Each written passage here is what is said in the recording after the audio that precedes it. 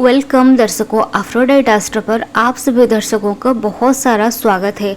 आज के वीडियो में हम जानने वाले हैं केमद्रुम योग जो होता है वो क्या होता है।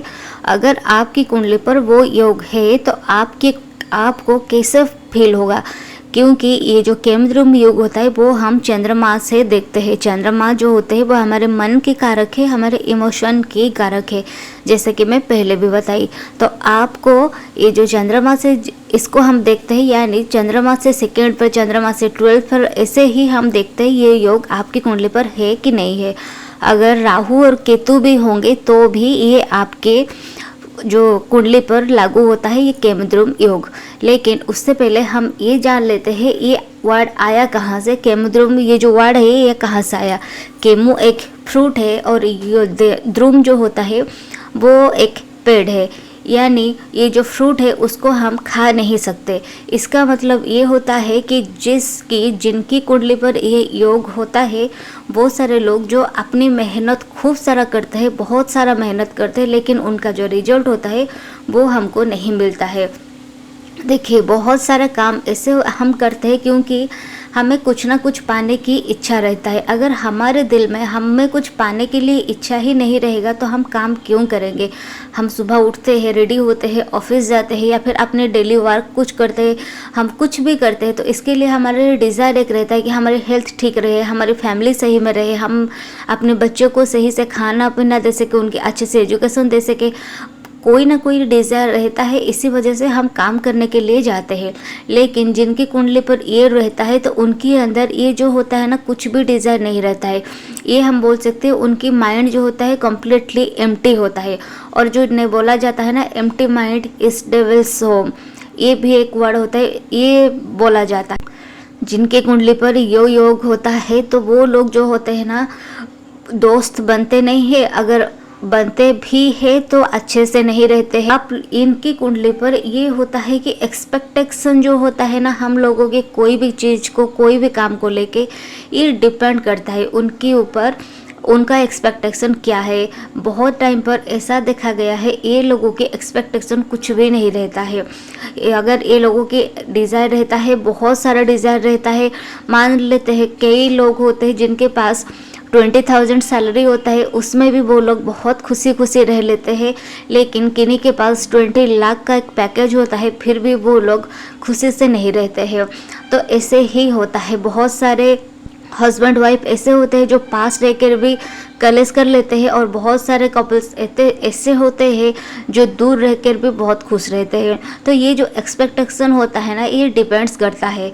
देखिए, चंद्रमा से जब कोई भी प्लैनेट उसकी सेकेंड हाउस पर रहता है या फिर कोई जो 12th हाउस पर रहता है तो क्या होता है ना, मन जो होता है वो बढ़ता है। किसकी ओर बढ़ता है? जो भी प्लैनेट होता है उसी की ओर बढ़ता है। मान लेते हैं चंद्रमा से अगर जुपिटर होता है तो मन पढ़ने के लिए बढ़ता है। जुपिटर हमारे एक्सपेंशन करते हैं, जुपिटर नॉलेज है, जुपिटर वेल्थ है। तो ऐसे लोगों की मन बढ़ता है वेल्थ के लिए।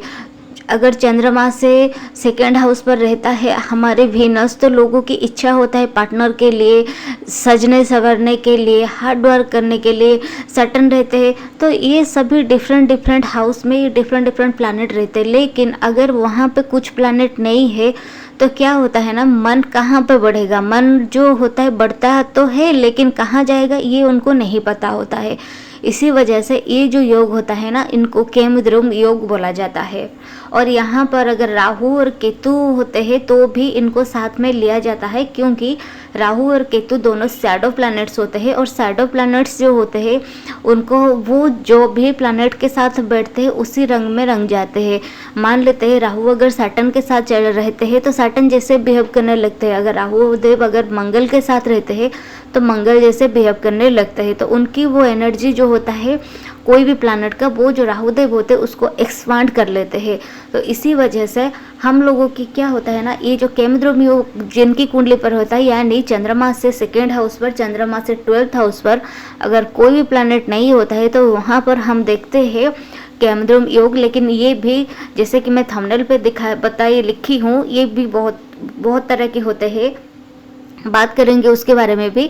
तो ये जो योग होता है लोगों के लिए कुछ करने के लिए इच्छा नहीं रहता है। जैसे कि हम सभी को पता है, कोई भी अगर योग आपकी कुंडली पर है तो अगर वो कहीं पर ख़राब रिजल्ट दे रहा है तो कहीं पर अच्छे रिजल्ट भी तो देगा।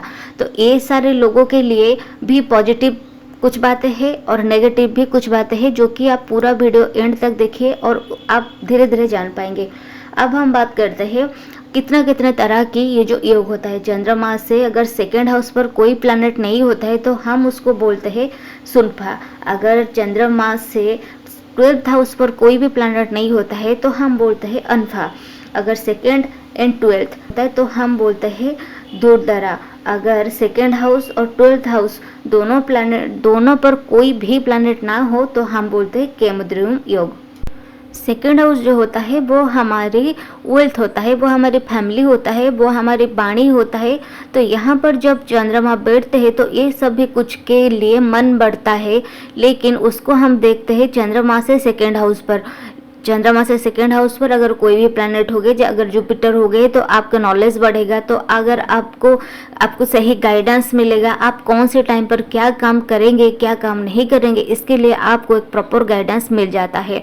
लेकिन जिनकी कुंडली पर ये सब होता है, मतलब सेकेंड हाउस पर चंद्रमा से सेकेंड हाउस पर कोई भी प्लैनेट नहीं होता है, तो उनको सही टाइम पर सही गाइडेंस नहीं मिल पाते हैं। बहुत सारे लोग दुनिया में ऐसे होते हैं जो लोग ना एक अकेले रह के ये बहुत कुछ चीज़ें अचीव कर लेते हैं। तो केमद्रुम योग जो होता है ना, वो लोगों को अकेला कर लेते हैं। लेकिन अकेले भी बहुत दो तरह के होते हैं। बहुत सारे लोग अकेले रहना पसंद करते हैं और बहुत सारे लोग अकेले में रहना उनके लिए ज़िंदगी मौत के बराबर होता है। ऐसे ही होता है, आपकी परसुएशन क्या होता है, आप कैसे एक्सपेक्ट करते हैं, ये डिपेंड करता है। जैसे कि चंद्रमा से अगर सेकेंड हाउस पर राहु होते हैं तो भी वो वाले लोग जो होते हैं ना, आइसोलेट तो वो करता ही है, लेकिन वो आइसोलेशन को आप कैसे लेते हैं ये डिपेंड्स। जैसे कि मान लेते हैं बहुत सारे लोग जो होते हैं अपनी माइंड पे जो भी थॉट्स आता है, आप ज़िंदगी में अगर देखेंगे बहुत सारे लोग अगर बहुत कुछ अचीव किए हैं तो वो किस वजह से किए, क्योंकि वो लोग कभी ना कभी अकेले थे। जब हम अपने साथ अकेले में रहते हैं यानी आइसोलेट होकर रहते हैं, तब हम अपने बारे में सोच सकते हैं, अपने आप के बारे में सोच सकते हैं, हमको क्या कुछ आता है क्या कुछ नहीं आता है, हम उसके बारे में सोचते हैं। तो इसमें एक पॉजिटिव साइड्स ये है, ये जो लोग होते हैं ना बहुत ज़िंदगी में बहुत ग्रेटेस्ट बन जाते हैं, क्योंकि अकेले रहते हैं, अपने ऊपर काम करते हैं, अपने अंदर झांकते हैं और देखते हैं वो क्या कर पाएंगे और क्या नहीं। वो सही में अगर नेगेटिवली अगर देखा जाए तो इन लोगों को ये सोचेंगे कि अगर जो एक्सपेक्टेशन इनकी रहेगी तो ये सोचेंगे मेरे पास तो फैमिली नहीं है, मेरे पास तो घर नहीं है, मेरे पास तो बात करने के लिए दोस्त नहीं है। बहुत सारे लोग ऐसे होते हैं जो हमारे सोसाइटी में चलता रहता है, उसी के आउट ऑफ बॉक्स जाके कुछ ना कुछ काम कर लेते हैं। ऐसे लोग होते हैं बहुत सारे टेक्नोलॉजी में बहुत सारे चीज़ें अचीव कर लेते हैं। जब आपकी चंद्रमा से सेकेंड हाउस पर राहु होते हैं तब आपकी टेक्नोलॉजी के ऊपर काम करना जरूर चाहिए, क्योंकि राहु देव तो यहाँ पे आपको अकेले करेंगे ही, लेकिन अगर आप टेक्नोलॉजी को सीख जाएंगे तो आप उसमें बहुत कुछ कर सकते हैं, बहुत ग्रेटेस्ट काम आप कर सकते हैं। क्योंकि अगर आप कुछ अपने बारे में कुछ स्किल्स नहीं सीखे तो आपको डिप्रेशन, एंजाइटी जैसे भी कुछ चीज़ें राहुदेव दे देते हैं और लाइफ में एक ना एक बार आपको ये सब कुछ झेलना ही पड़ता है। अगर या पॉजिटिवली देखा जाए तो ये जो लोग होते हैं ना, कोडिंग पे, एआई पे, जो सॉफ्टवेयर पे, कंप्यूटर जो नॉलेज होता है उनकी बहुत अच्छी होता है, कोई ना कोई क्रिएटिव स्किल इनके पास ज़रूर रहता है और ये लोग बहुत कुछ चीज़ अचीव कर सकते हैं टेक्निकली। यहाँ पे राहुदेव अगर होते हैं तो आपको पर्पज ऑफ वर्क जो होता है ना वो मिल जाता है, आपको वो काम करना पसंद होता है। जब मन काम की ओर बढ़ेगा तो आप ज़िंदगी में ज़रूर राइज करेंगे। ये होता है जब राहुदेव होते हैं। अगर केतुदेव होते हैं तो आप ऑकल्ट में जा सकते हैं, आप कोई हिडन रिसर्च कर सकते हैं, साइंटिस्ट वगैरह हो सकते हैं। जैसे कि रॉ में भी बहुत सारे लोग काम करते हैं, वो कुछ काम भी अगर आप करेंगे वो सब कुछ भी अकेले में रह कर ही करना होता है, वो काम भी हम सबके साथ मिलके नहीं कर पाते हैं। तो आप लोगों की अगर चंद्रमा से सेकंड पर केतु रहते हैं तो आप वो सब कुछ काम भी कर सकते हैं, ये भी आपके लिए बहुत अच्छा होता है और आपको डिप्रेशन और एंजाइटी जैसे चीज़ की हावी होना नहीं पड़ेगा।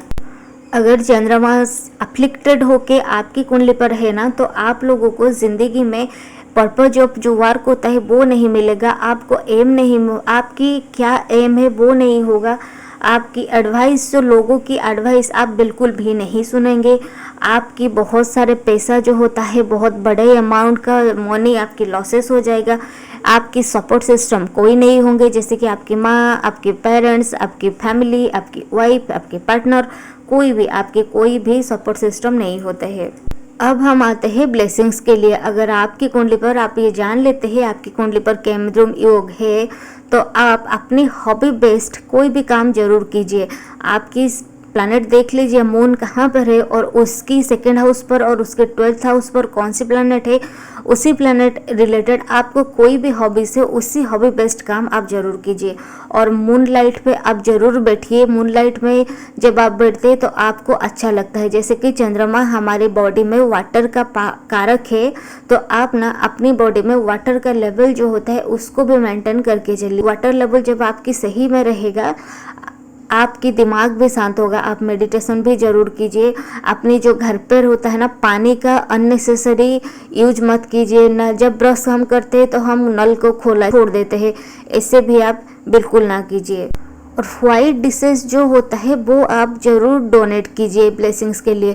मंदिर पे हो गया, जो नीडी लोग हो गए उनके हो गया, आप उसको जरूर डोनेट कीजिए। अगर आप वाइट डिशेस कुछ बना नहीं सकते तो चावल जैसा हो गया या फिर कोई भी चीनी हो गया, कोई भी वाइट डिशेस, आप मिल्क हो गया, उसको दही हो गया, ये सभी कुछ चीज़ को आप जाके किसी ना किसी को डोनेट जरूर कीजिए। ये भी आपके लिए बहुत अच्छा रेमेडी है। सो आई होप कि ये वीडियो आपको पसंद आया होगा। आज की वीडियो में आपके साथ आपकी कुंडली पर ये है कि नहीं है, आप नीचे कमेंट्स पे ज़रूर बताइएगा। Please do like, share and subscribe this channel. अगर इस चैनल को कंटेंट आपको पसंद आ रहा है तो चैनल को लाइक कीजिए, शेयर कीजिए एंड सब्सक्राइब भी कीजिए। नमस्ते।